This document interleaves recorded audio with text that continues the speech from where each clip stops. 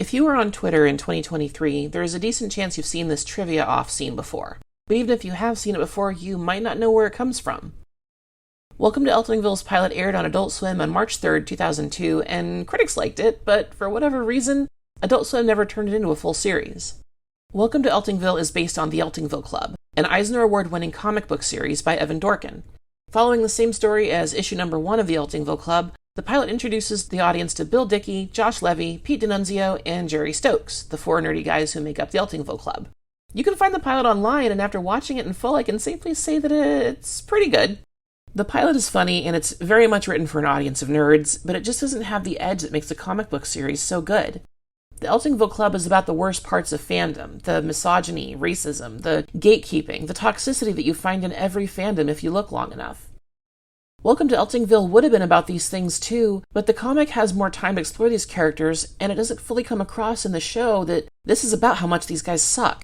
They're not underdogs to root for, they're jerks who illustrate how toxic fandom can get if you prioritize fandom over the people in your life.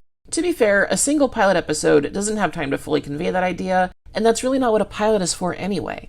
On the other hand, this means all we get in the pilot are 4 loud, rude, violent nerds at their worst, with a lot less of the satirical vibe the comic book always included.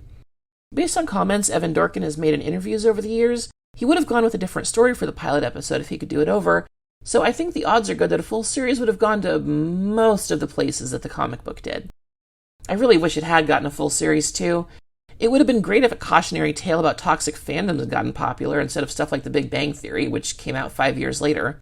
Thankfully the comic is still around, although it's kind of hard to find. But it's a great read, especially if you're familiar with nerd culture from the mid-90s, when most of the series takes place. And the pilot episode is a very fun watch, too.